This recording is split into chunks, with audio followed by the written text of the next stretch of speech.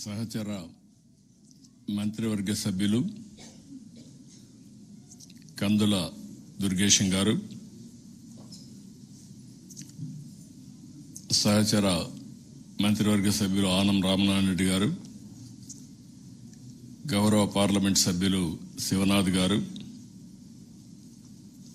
గౌరవ శాసన మండలి సభ్యురాలు అనురాధ గారు, గౌరవ శాసనసభ్యులు బోండా ఉమామహేశ్వరరావు గారు, గద్దె రామ్మోహన్ గారు, ఈరోజు వివిధ సంస్థలకు సంబంధించినటువంటి చైర్మన్ అయినటువంటి గుమ్మడి గోపాలకృష్ణ గారు, తేజస్వి గారు, గంగులయ్య గారు, విక్రమ్ కుమార్ గారు, దినకర్ గారు, శ్రీదేవి గారు, ప్రిన్సిపల్ సెక్రటరీ అజయ్ జైన్ గారు, ఎండోమెంట్ సెక్రటరీ హరి జవహర్ లాల్ గారు, ఈరోజు మనలందరికీ కూడా చాలా స్పష్టంగా అర్థమయ్యే విధంగా పంచాంగ శ్రవణ చేసినటువంటి మాడుగుల నాగపణి శర్మ గారు. నాకు ఇప్పుడే కాదు, మొదటి నుంచి కూడా ఆయనంటే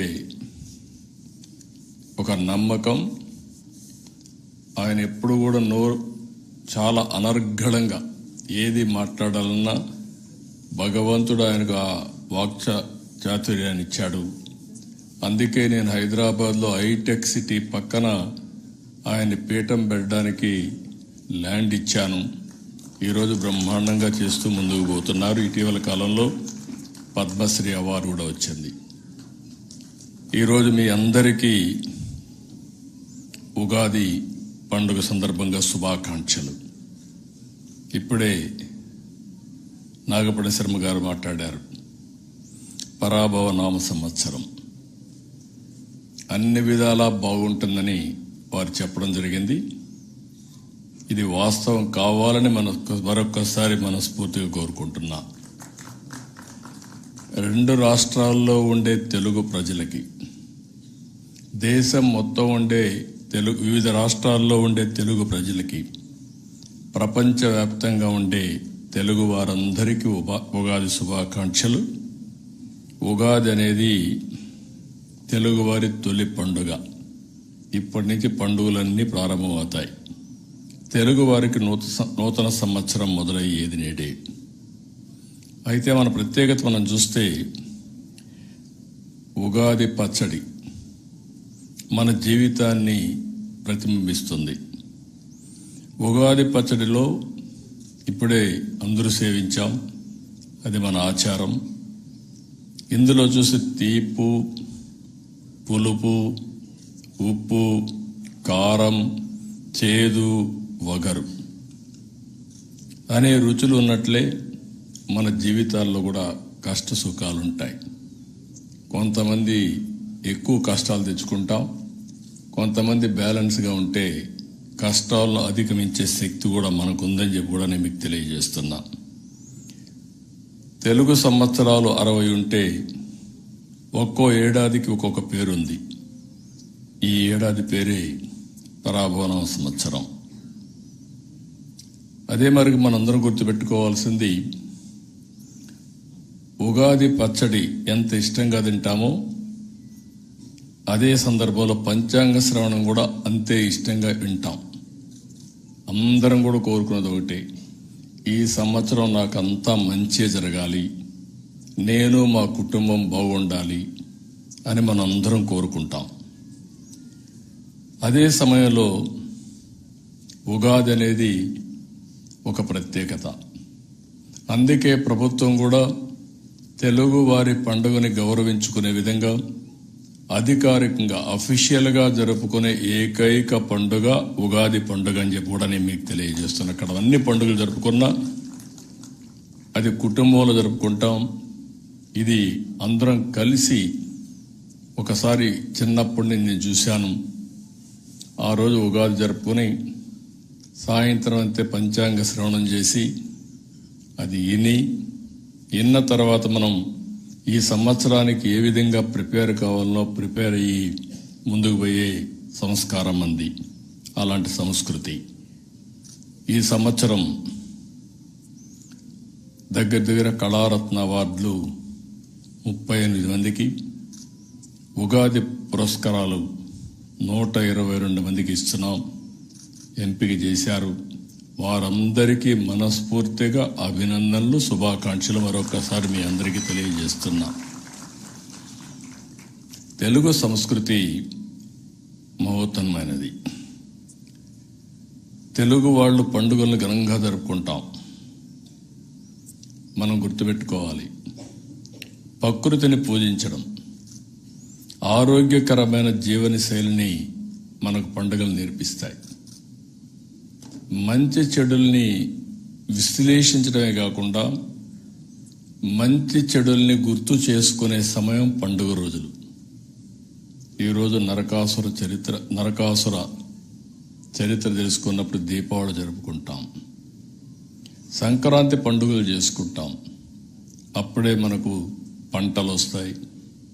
అదే మరిగా మన పెద్దల్ని ఒకసారి నెమరేసుకుంటాం. ఇలాంటి ఒక పండుగ కాకుండా ఏ పండుగైనా సరే మీరు చూస్తే దానికి ఒక విశిష్టత ఉంది, దానికి ఒక చరిత్ర ఉంది. సమాజంలో విలువలు కాపాడుకోవాలంటే ఇవన్నీ నెమరు వేసుకోవడం కూడా అంతే అవసరం అని చెప్పి కూడా నేను మీకు తెలియజేస్తున్నా.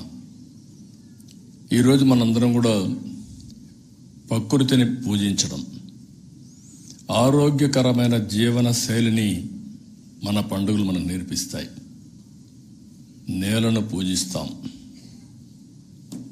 భూమిని పూజించడం మనకెందుకంటే కన్న తల్లి మనకు జన్మనిస్తే ఆ తర్వాత ఏది కావాలన్నా మనకు అందించేది జన్మభూమి.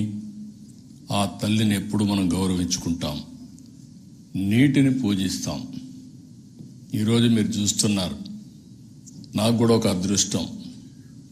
2 సార్లు గోదావరి పుష్కరాలు చేశాను. 3వసారి కూడా మళ్ళీ నేనే ముఖ్యమంత్రిగా ఉన్నప్పుడే గోదావరి పుష్కరాలు చేస్తున్నాం. ఇది నెక్స్ట్ ఇయర్కి అవుతుంది. ఆ తర్వాత కృష్ణా పుష్కరాలు కూడా వస్తాయి. 3వసారి ముచ్చటగా కృష్ణా పుష్కరాలు కూడా నిర్వహించుకుంటున్నాం. నేను దీన్ని ఒక సాంప్రదాయంగా తీసుకున్నా. ఎందుకంటే అందరి గురించి మనం మాట్లాడతాం. గంగమ్మ తల్లి గురించి ఎప్పుడూ మాట్లాడతాం, పూజలు చేస్తాం వర్షాలు రాకపోతే. కానీ ఈరోజు రాను సంస్కృతి మారిపోయి కరువు కాటకాలు వచ్చినప్పుడు మనం బాధపడతాం తప్ప అలాంటి నీటిని ఏ విధంగా కాపాడుకోవాలి, పరిరక్షించుకోవాలి మనం ఆలోచించే పరిస్థితులు లేవు. అందుకే ఈరోజు నేను తీసుకొచ్చిన పాలసీలు కూడా మీరు చూస్తే నీటి భద్రత, వాటర్ సెక్యూరిటీ, తాగడానికి, వ్యవసాయానికి, ఇండస్ట్రీకి నీళ్లు కావాలి, ఎన్విరాన్మెంట్ సర్వైవ్ కావాలన్నా నీళ్లు ఉండాల్సిన అవసరం ఉంది. అందుకే అలాంటి నీటి మీద శ్రద్ధ పెట్టాం. ఈ సంవత్సరం మీరు చూస్తే 65% మార్చిలో అన్ని జలాశయాలు కళకళలాడుతున్నాయి, నీళ్లున్నాయి. మొట్టమొదటిసారిగా చరిత్రలో మీరు చూస్తే మే 15వ తారీఖున నారుమళ్లు ఏమని ముందే చెప్పిన ప్రభుత్వం ఈ ఎన్డీఏ ప్రభుత్వం అని చెప్పి కూడా నేను మీకు తెలియజేస్తున్నా. ఇంకొక పక్కన మీరు చూసినప్పుడు పశువుల్ని గౌరవిస్తాం. సంక్రాంతి రోజున మనం పూజలు చేస్తాం. ఇవన్నీ కూడా మనం మన సాంప్రదాయాల్ని ఒకసారి నెమరు వేసుకుంటూ, ఇంకొక పక్కన మన మనుగడ, మన భవిష్యత్తు, ఇవన్నీ కూడా ప్రకృతితోనే ముడిపడి ఉన్నాయి. ఈ విషయం మీరు గుర్తుపెట్టుకోవాల్సిన అవసరం ఉంది. సైన్స్ వేరు, ఆచారాలు వేరు కాదు. మన ఆచారాలు అలవాట్లలోనే సైన్స్ ఉంది. ఇది అందుకనే మనం ఎప్పుడు మాట్లాడుతూ ఉంటాం, ప్రపంచంలోనే నాగరికతలో మొదటి నాగరికత భారతీయ నాగరికత అని చెప్పి కూడా నేను మీకు తెలియజేస్తున్నా. ఇప్పుడు ఇళ్ళు కట్టుకుంటున్నాం. ఇళ్ళు కట్టినప్పుడు వాస్తు చూస్తాం. వాస్తు ఎందుకు చూస్తాం అంటే, వాస్తు అంటే మన ఇంటికి ఎలుతురెట్టు వస్తుంది, ఏ డైరెక్షన్లో విండ్ వస్తుంది, మనం ఆరోగ్యంగా ఉండాలంటే వెలుతురు, గాలి ఏ విధంగా వస్తుందో అవన్నీ చూసుకొని మనం ఇల్లు కడుతున్నాం.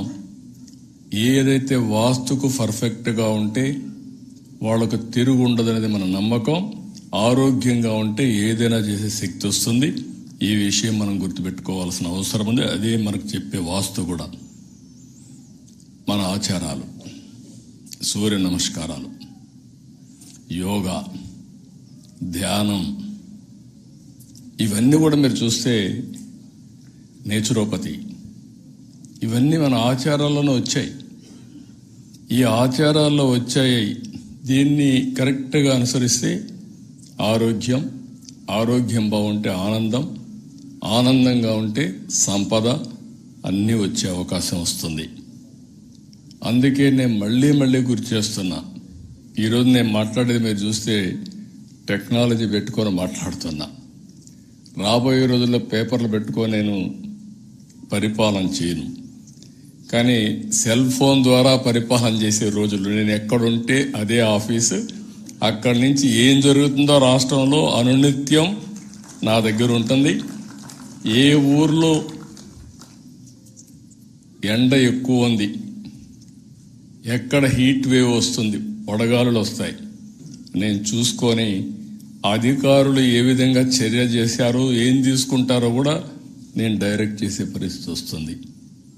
ఎక్కడ వడగండ్ల వాన పడుతుంది, ఎక్కడ పిడుగులు పడతాయి, ఇలాంటి ఒక్క విషయం కాదు. ఎక్కడన్నా వరదలు వస్తే ఆ వరద ఏ విధంగా మేనేజ్ చేయాలి అన్నీ చూస్తాం. ఇప్పుడే నాగపణి సింహ గారు చెప్పినట్టు ఒక మంచి విషయం, టెక్నాలజీ. నేను ఎప్పుడో 30 ఏళ్ల మునుపు ఆలోచించాను. అప్పుడప్పుడే ఇంటర్నెట్ వచ్చింది, ప్రపంచం అంతా ఒక గ్లోబల్ విలేజ్గా తయారైంది. అంత మునుపు అమెరికాలో ఏం జరుగుతుందో మనం తెలుసుకోవాలంటే 1 నెల 1 వారం పట్టేది. ఎవరో ఒక లెటర్ రాస్తే మన వాళ్ళు వస్తే చెప్తేనే మనకు తెలిసేది. లేదంటే ఫోన్లో మాట్లాడితే అది కూడా ఫోన్లు సరిగా కూడా పోయేటివి కాదు. అప్పుడు నేను ఆలోచించినప్పుడు ఐటీ యొక్క ప్రాముఖ్యత ఆలోచించి ఐటీని అడాప్ట్ చేశాను. ఆ రోజు ఒక మాట చెప్పాను, ఇది ఈరోజు చెప్పిన మాట కాదు, 30 ఏళ్లకు మునుపు చెప్పిన మాట. ఐటీ అడాప్ట్ చేసుకోండి, మన జీవితాల్లో మార్పు వస్తుంది. మన పిల్లలకు ఐటీ విద్య నేర్పించండి, అందరికంటే బాగా రాణిస్తారని ఆ రోజు నేను చెప్పాను. ఈరోజు గర్వంగా చెప్పగలుగుతున్నా, ఆ రోజు చేసిన పని మీరు చూస్తే హైదరాబాద్ నగరం నాలెడ్జ్ ఎకానమీకి చిరునామాగా తయారైంది. ఐటీ చదువుకున్న తెలుగువాడు ప్రపంచంలో ఎన్ని దేశాలున్నాయో అన్ని దేశాల్లో ఉన్నారు. అన్ని దేశాల్లో హైయెస్ట్ తలసరి ఆదాయం అంటే అందరికంటే ఎక్కువ ఆదాయాన్ని సంపాదించే వ్యక్తి తెలుగువాడు కావడం గర్వ కారణం అని చెప్పి కూడా నేను మీకు తెలియజేస్తున్నా. అలాంటిది ఈరోజు ఇంకొక పక్క గుర్తుపెట్టుకోవాలి, ఐటీ జీవనోపాధిస్తుంది. మన సంస్కృతి సాంప్రదాయాలు మనకు ఎక్కడ లేనటువంటి విలువలు ఇస్తాయి.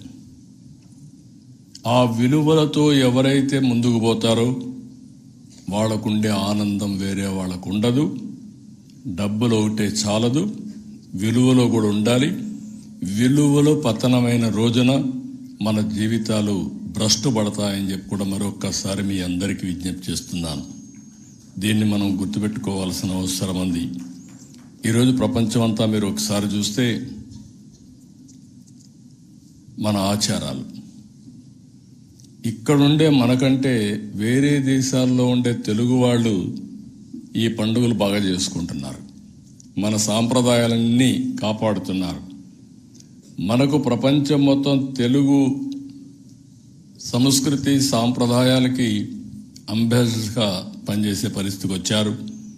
ఇది మనలో చూసి అక్కడుండే ప్రజలు కూడా నేర్చుకునే పరిస్థితికి వచ్చారు.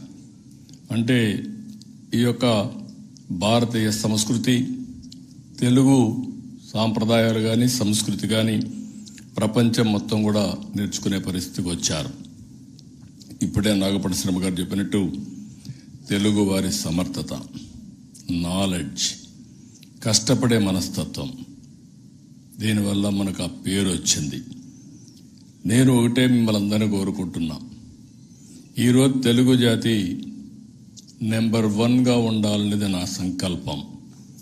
ఈరోజు తెలుగు ప్రజలందరినీ కోరుతున్నా, మనం అందరం ఒక సంకల్పం చేద్దాం, తీసుకుందాం. 2047కి ప్రపంచంలో నెంబర్ 1 కమ్యూనిటీ ఏదంటే దానికి చిరునామాగా తెలుగు కమ్యూనిటీ ఉండాలి, తెలుగు జాతి ఉండాలి. ఆ సంకల్పాన్ని మనం తీసుకోవాలి. అదే సమయంలో ఆ సంకల్పాన్ని తీసుకోవడం ఎంత ముఖ్యమో ఆ దిశగా ప్రతి అడుగు వేయాల్సిన అవసరం ఉంది. అప్పుడు ఇది సాధించే శక్తి మనకు ఉందని చెప్పి కూడా నేను మీకు తెలియజేస్తున్నా. అందుకనే ఈరోజు మనం ఒకప్పుడు ఐటీ మాట్లాడాం, ఇప్పుడు నేను ఏఐ మాట్లాడుతున్నా, ఆర్టిఫిషియల్ ఇంటెలిజెన్స్ మాట్లాడుతున్నా, డేటా సెంటర్స్ వస్తున్నాయి. అదే సమయంలో ఆ రోజు నేను ఐటీ మాట్లాడితే ఇప్పుడు డేటా సెంటర్సే కాకుండా క్వాంటమ్ కంప్యూటింగ్ మాట్లాడుతున్నాం. ఈరోజు మనం ఆరోగ్యానికి కూడా మీరు ఒకసారి ఆలోచిస్తే, మన ఆరోగ్యాన్ని కాపాడుకోవాలంటే నా ఉద్దేశం మీరు అందరూ కూడా గుర్తుపెట్టుకోవాల్సిన అవసరం ఉంది. ఏదైతే యోగా ఇవన్నీ కూడా ప్రాక్టీస్ చేయగలిగితే చాలా ఆరోగ్యంగా ఉంటాం. అదే సమయంలో మోడర్నైజేషన్లో ఆరోగ్య విషయంలో చాలా జాగ్రత్తలు తీసుకుంటున్నాం. ఈరోజు నేను సంజీవిని అనే ఒక ప్రాజెక్టు పెట్టి ప్రతి ఒక్కరికి మీ సెల్ ఫోన్ ద్వారానే మీ ఆరోగ్యాన్ని కాపాడుతూ అవసరమైతే ప్రపంచంలో ఉండే నాలెడ్జ్ని మీ డోర్ స్టెప్కు దగ్గర తీసుకొచ్చి మీ ఆరోగ్యాన్ని కాపాడే బాధ్యత ఈ ఎన్డీఏ ప్రభుత్వం తీసుకుంటాం. అదే సంజీవిని ప్రాజెక్ట్ అని చెప్పి కూడా నేను మీకు తెలియజేస్తున్నా. ఎప్పటికప్పుడు మీ డేటానంతా కూడా అనలైజ్ చేసి రాబోయే రోజుల్లో చాలా మార్పులు వస్తాయి. అది కూడా మీరు గుర్తుపెట్టుకోవాలి. ఒక వ్యక్తికి పర్సనల్ మెడిసిన్ తయారు చేసే పరిస్థితి వస్తుంది. ఏ వ్యక్తికి ఏ మందు పనిచేస్తుందో ఆ మందును కూడా తయారు చేసే పరిస్థితి వస్తుంది.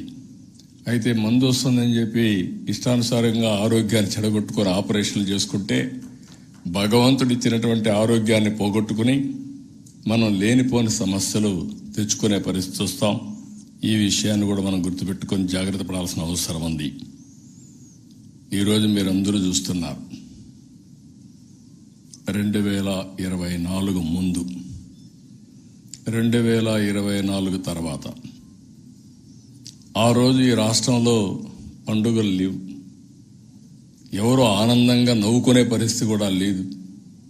ఎక్కడ చూసినా అరాచకాలు, విధ్వంసం, భయం గుప్పిట్లో మనందరం ముందుకు పోయే పరిస్థితికి వచ్చాం. ఒక వ్యక్తి సమాజాన్ని ఏ విధంగా అతలాకుతలం చేస్తారో అది ఒక ఉదాహరణ. ఆ రోజు నేను, పవన్ కళ్యాణ్ గారు, జనసేన అధినేత, మేము ఒకటే ఆలోచించాం. ఈ రాష్ట్ర భవిష్యత్తును కాపాడవలసిన బాధ్యత మా మీద ఉంది. ఆ బాధ్యతను కాపాడడానికి 2 పార్టీలు కలవడమే కాకుండా ఎన్డీఏతో కలిపి, అంటే బీజేపీతో కలిసి ఎన్డీఏ ఏర్పాటు చేశాం.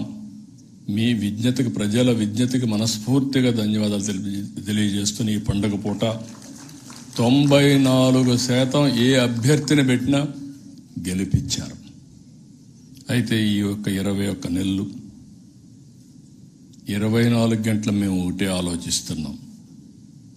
ఈ రాష్ట్రంలో సంక్షేమం, అభివృద్ధి, సుపరిపాలన, ఈ 3 కూడా ఏ విధంగా ముందుకు తీసుకుపోవాలనో అనునిత్యం ఆలోచిస్తున్నాం.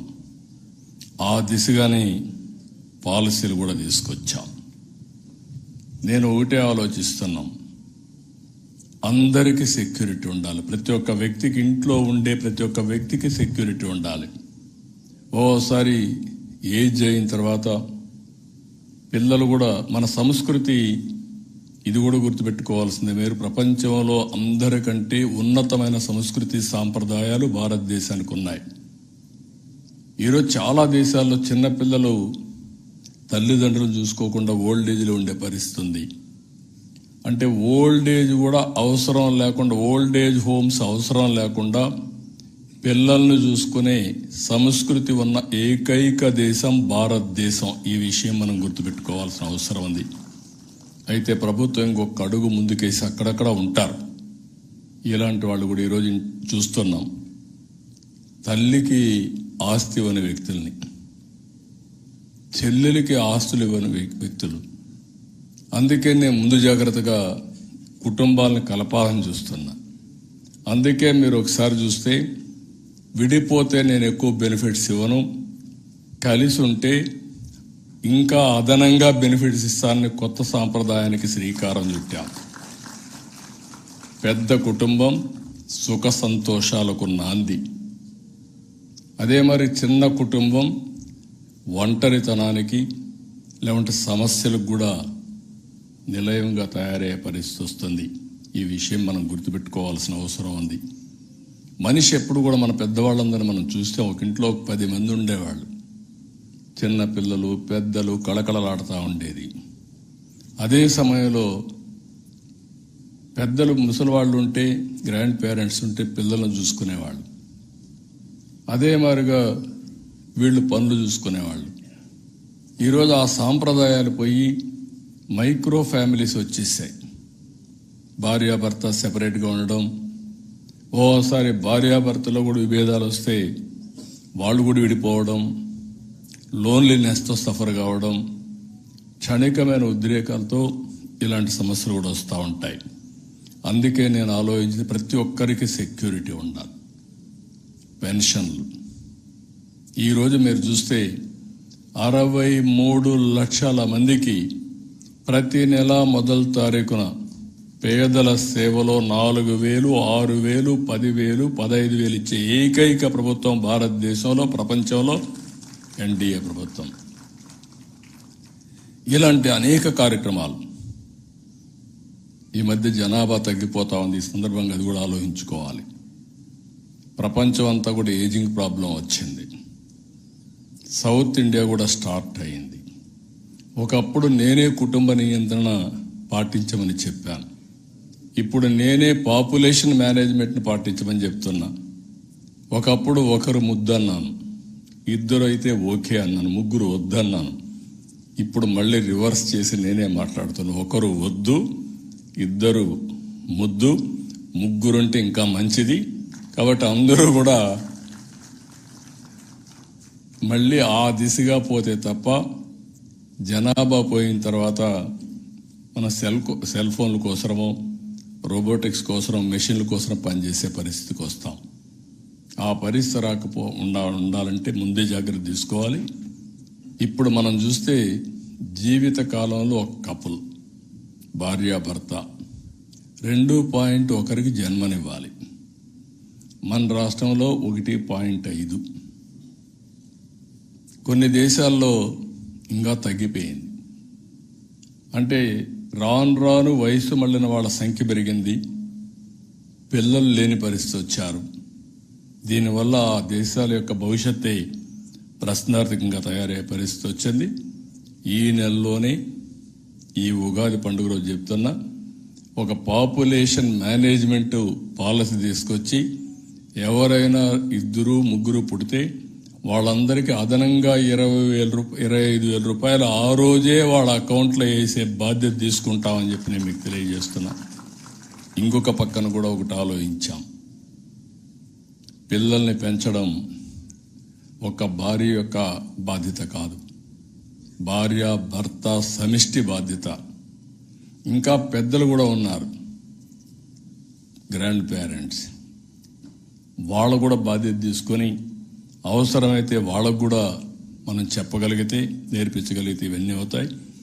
అందుకే నేను మీరు చూసినప్పుడు ఇటీవల కాలంలో మీరు చూస్తే తల్లికి వందనం, ఎంతమంది పిల్లలుంటే అంతమందికి 15,000 రూపాయలు ఇస్తున్నాం.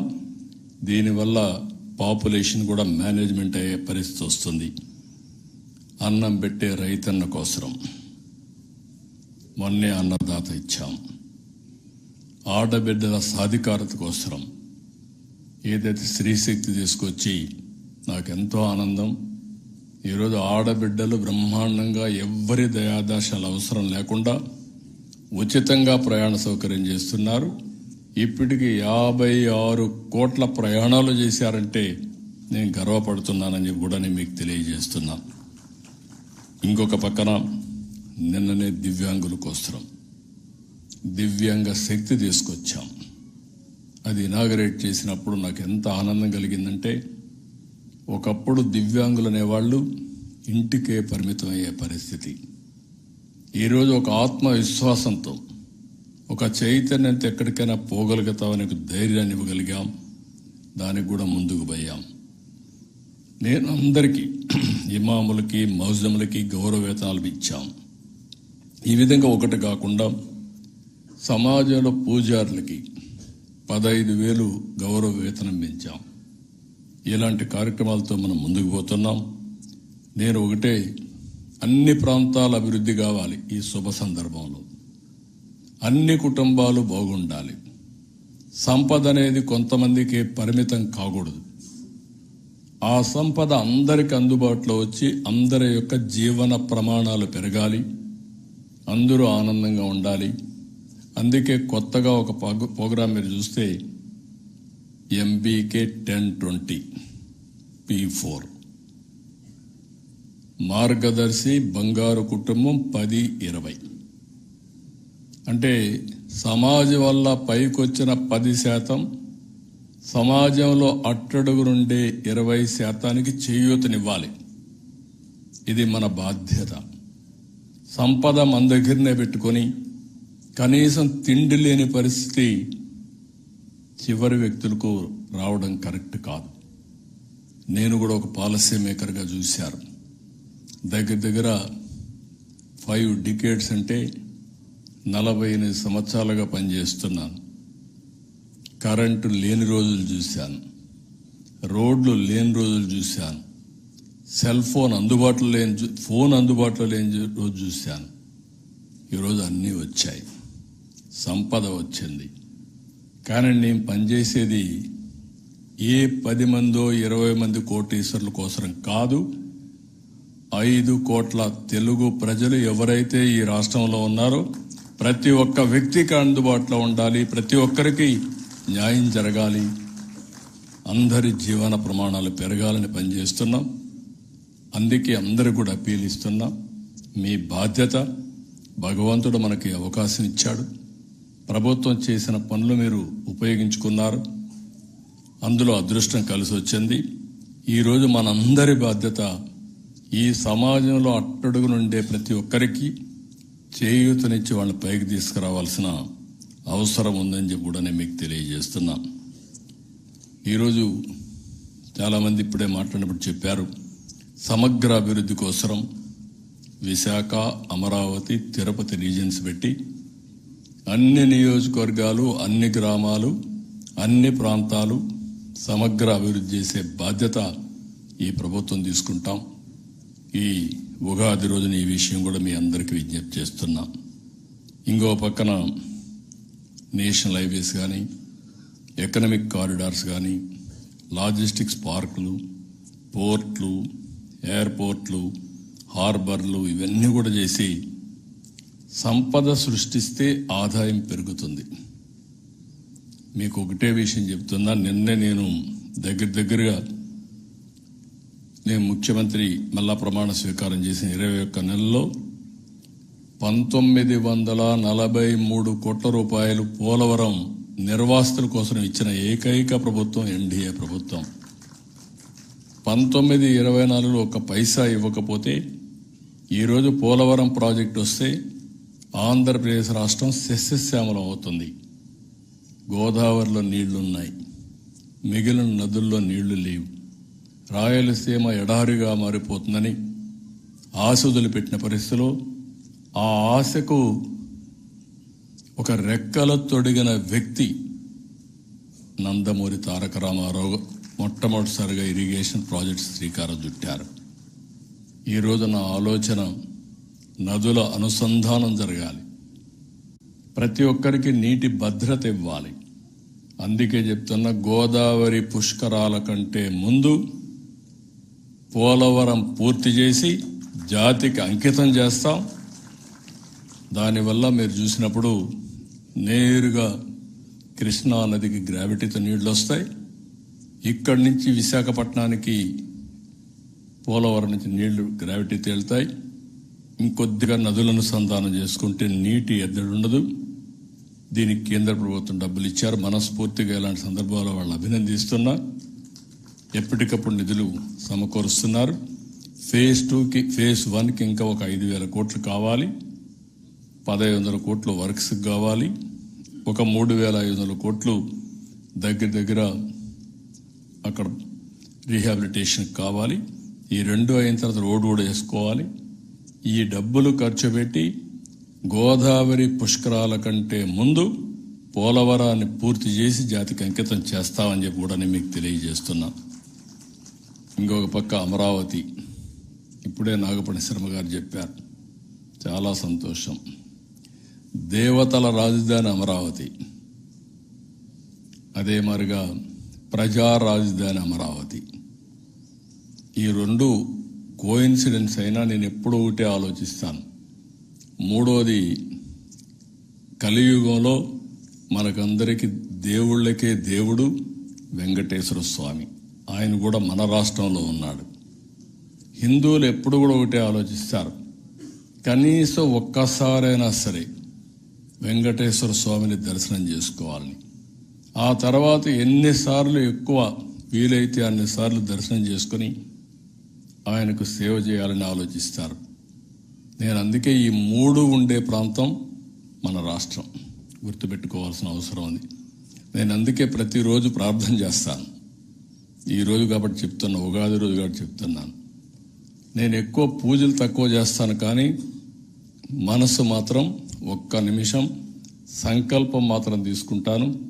ఆ సంకల్పం వెంకటేశ్వర స్వామి సాక్షిగా తీసుకుంటా. ఆయన దగ్గరే పోయి నిలబడుకొని ఒకటే కోరుకుంటా, దేవతల రాజధాని అమరావతి, ప్రజా రాజధాని అమరావతి. దేవతల రాజధాని ఎట్లయితే ఉందో దాంట్లో అంత కాకపోయినా నెక్స్ట్ లెవెల్ ఆఫ్ డెవలప్మెంట్ ఇక్కడ చూపించమని, సమస్య లేని రాష్ట్రం చేయమని ఆయన ఒకసారి కోరుకుంటాను.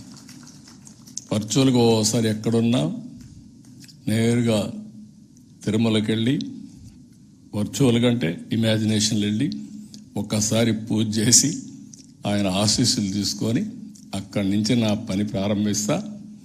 ఏది మంచో అది చేసుకుంటూ short term, medium term, long term ప్రణాళికలు దృష్టిలో పెట్టుకుని అందరి వాడిగా ఉండాలని.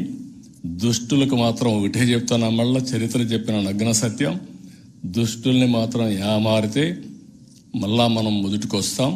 దాంట్లో రాజీ లేని పోరాటం చేసి మీ అందరికీ న్యాయం చేసే బాధ్యత తీసుకుంటానని మరొక్కసారి మీ అందరికీ హామీ ఇస్తున్నా.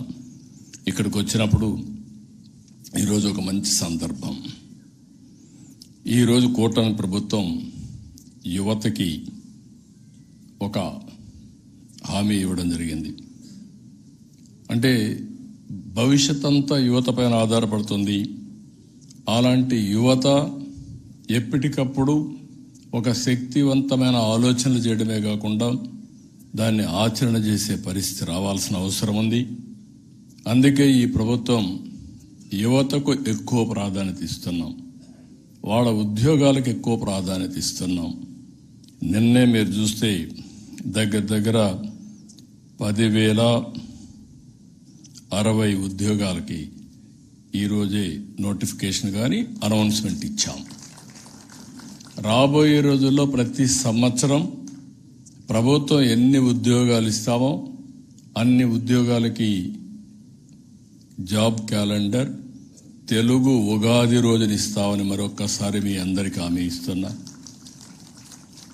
ఒక పవిత్రమైన రోజు కాబట్టి.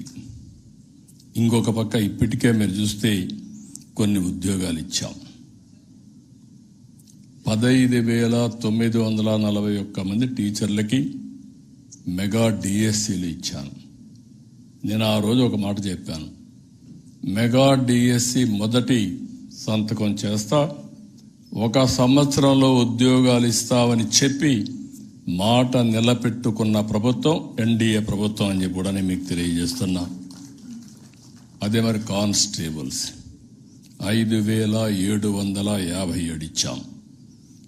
మొత్తం ఇప్పటికీ 30,607 మందికి ఉద్యోగాలు ఇచ్చాం. ఇంకొక పక్కన ప్రైవేట్ రంగం. మేము ఎన్నికల్లో ఒకటి చెప్పాం, యువతకి 20 లక్షల ఉద్యోగాలు కల్పించే బాధ్యత ఈ ప్రభుత్వాన్ని చెప్పి, ఒక పక్క ప్రభుత్వ ఉద్యోగాలు, ఒక పక్క ప్రైవేటు ఉద్యోగాలు కూడా ఇస్తున్నాం. ఇప్పటి వరకు ప్రైవేటు ఉద్యోగాలు చూస్తే 6,28,000 మందికి ఉద్యోగాలు ఇచ్చిన ప్రభుత్వం ఎన్డీఏ ప్రభుత్వం అని చెప్పి కూడా నేను మీకు తెలియజేస్తున్నాను. ఇందులో కూడా ఎంఎస్ఎంఈల ద్వారా 2,48,906 మందికి ఇచ్చాం. స్కిల్ డెవలప్మెంట్ ద్వారా 1,46,627 మందికి ఇచ్చాం. పరిశ్రమల రంగంలో 95,174 మందికి ఇచ్చాం. ఫుడ్ ప్రాసెసింగ్లో 64,034 మందికి ఇచ్చాం. ఐటీ అండ్ ఎలక్ట్రానిక్స్లో 13,866 మందికి ఇచ్చాం. పర్యాటక రంగంలో కూడా 5,028 మందికి ఇచ్చాం. ఇప్పుడు వచ్చే ఉద్యోగాల్లో కూడా మీరు చూస్తే ఈ 10,060లో ఉన్నత విద్యలో 1,500, గ్రూప్ 1లో 91, గ్రూప్ 2లో 750, హోంశాఖలో 2,778, ఇతర ఉద్యోగాలు 928 మందికి ఉద్యోగాలకు నోటిఫికేషన్ ఇస్తున్నాం. అదే మాదిరిగా పాఠశాల ఇంటర్ విద్యలో 3,004, ఇంజనీరింగ్ 503, ఇతర ఉద్యోగాలు ఒక 506 మందికి ఉద్యోగాలు ఇస్తారు. ఇవి కూడా చెప్పడమే కాదు, మే 15 నుంచి అక్టోబర్ 15 వరకు నోటిఫికేషన్స్ ఇచ్చి భర్తీ చేసే బాధ్యత కూడా ఈ ప్రభుత్వం తీసుకుంటుందని చెప్పి కూడా నేను మీకు తెలియజేస్తున్నా. నిన్నే చూస్తే ఒక రిపోర్ట్ వచ్చింది, ఇండియాలో కన్జ్యూమర్ జస్టిస్ కోసం ఏ రాష్ట్రంలో కన్జ్యూమర్స్కి అందరికీ న్యాయం జరుగుతూ ఉందంటే ఆంధ్రప్రదేశ్ నెంబర్ 1 అని చెప్పి ఇచ్చే పరిస్థితికి వచ్చారు. వినియోగదారులందరికీ న్యాయం జరగాలి. ఎవరికైనా గ్రీవెన్స్ ఉంటే ఆ గ్రీవెన్స్ని సక్రమంగా అడ్రస్ చేయాలి. నేను దానికి కూడా ఒక టైం బౌండ్ ప్రోగ్రాం పెట్టుకుని టెక్నాలజీ ద్వారా మానిటర్ చేస్తున్నాం. అందరికీ ఒకటే కోరుతున్నాం, ఈ ప్రభుత్వ సంకల్పం 2047 స్వర్ణ ఆంధ్రప్రదేశ్ సంకల్పం మనం చేసి నెంబర్ 1 కమ్యూనిటీగా ఉండాలి. అది జరగాలంటే వెల్తీ, హెల్తీ, హ్యాపీ సొసైటీ, ఇది అందరూ కూడా పనిచేసే పరిస్థితి రావాలి. ఒక పాజిటివ్గా ఆలోచించాలి, ఆరోగ్యంగా ఉండాలి, ఆనందంగా ఉండాలి. డబ్బులు కూడా అవసరం. ఈ రెండు ఉండాలంటే మెరుగైన జీవన ప్రమాణాలకి దానిపైన కూడా శ్రద్ధ పెట్టాలి. అదే సమయంలో విలువల్ని కాపాడుకోవాలి,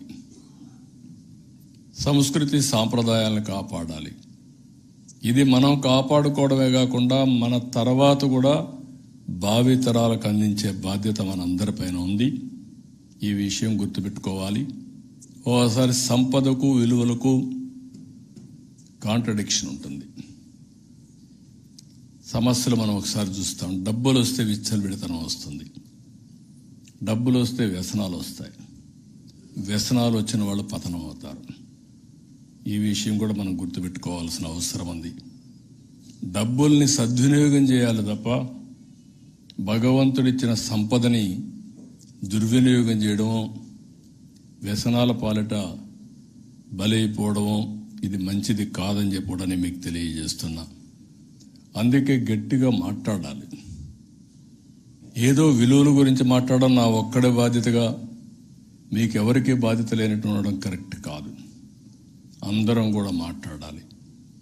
విలువల్ని ఎక్కడికక్కడ నిలపడం కోసం ఇలాంటి సందర్భాలు కూడా మనం ఉపయోగించుకోవాల్సిన అవసరం ఉంది. ఈరోజే జియో పొలిటికల్ మనం చూస్తున్నాం, ప్రపంచంలో ఏం జరుగుతుందో చూస్తున్నాం. దీనికి అంతటికీ మనం ఎక్కడో యుద్ధం జరిగింది, మనకేంటి సంబంధం అనుకోలేం. అక్కడ యుద్ధం జరుగుతూ ఉంటే అక్కడి నుంచి మనకు వచ్చే ఆయిల్ ట్యాంకర్స్ అన్నీ వచ్చే పరిస్థితి లేదు. అక్కడ యుద్ధం జరిగితే ఇక్కడ గ్యాస్ కానీ పెట్రోల్ కానీ ధరలు పెరిగిపోతున్నాయి. అదే సమయంలో నిత్యావసర వస్తువుల ధరలన్నీ పెరిగే పరిస్థితికి వస్తాయి. ఎకనామిక్ యాక్టివిటీ, ఎక్కడో యుద్ధం జరిగితే రాయలసీమలో పండించే బనానా, అరటి అక్కడికి పోయే పరిస్థితి లేదు. ఎక్కడో ప్రపంచంలో యుద్ధం జరిగితే ఇక్కడ పండించే ఉత్పత్తి చేసే రొయ్యలు పోయే పరిస్థితి లేదు. అంటే దీనికి ఆల్టర్నేటివ్ మార్కెట్ వెతుక్కునే పరిస్థితి. ఈరోజు మనందరం కూడా దైనందిక కార్యక్రమాలతో కూడా ప్రపంచం మొత్తం అనుసంధానం చేసుకున్నాం. దేశ బౌండరీస్ దాటాం, రాష్ట్ర బౌండరీస్ దాటాం. ఈరోజు మన వాళ్ళందరూ కూడా ప్రపంచంలో అన్ని దేశాల్లో ఉంటే మనం బాధపడే పరిస్థితికి వస్తే మన తప్పు లేదు.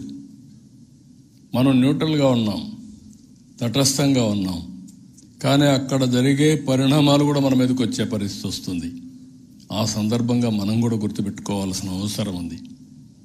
ఇలాంటి సందర్భంలో మనం కూడా తప్పులు చేసుకుంటే ఇంకా ఎక్కువ డ్యామేజ్ అవుతుంది. అట్లా కాకుండా మన ప్రాంతంలో మన తప్పులు చేయకుండా బయట పరిస్థితులు అనుకూలంగా లేనప్పుడు దాన్ని సమర్థవంతంగా ఏ విధంగా ఎదుర్కోవాలో ఎదుర్కొంటేనే మనం నిలదొక్కోగలుగుతాం, మళ్ళీ రాణించగలుగుతాం అని చెప్పి కూడా నేను మీకు తెలియజేస్తున్నా. కాబట్టి మళ్ళీ ఒకసారి ఇదేదో నేను భయం కోసం చెప్పేది కాదు, జాగ్రత్త కోసం చెప్పే మాట. ఈ సంవత్సరం ఏదైతే పరాభవనామ సంవత్సరం, తెలుగు జాతి కీర్తి ప్రతిష్టలు మళ్లీ ప్రపంచం మొత్తం వెళ్ళడానికి నాంది పలికే సంవత్సరం. ఈ సంవత్సరం అందరినీ, ఇక్కడుండే వాళ్లే కాదు, ఇక్కడుండే కళాకారులే కాదు, రాష్ట్రంలో ఉండే ప్రతి ఒక్కరిని, ప్రపంచంలో 2 రాష్ట్రాల్లో ఉండే తెలుగువారిని, ప్రపంచంలో ఉండే తెలుగు వారందరూ కూడా ఒక సంకల్పం చేయాలి. ఆ నూతన సంవత్సర సంకల్పం ప్రపంచంలో తెలుగు జాతి నెంబర్ 1గా ఉండాలని సంకల్పం చేసి ఆ దిశగా ప్రతి ఒక్క అడుగు వేయాల్సిందిగా మరొక్కసారి కోరుకుంటూ అందరికీ మరొక్కసారి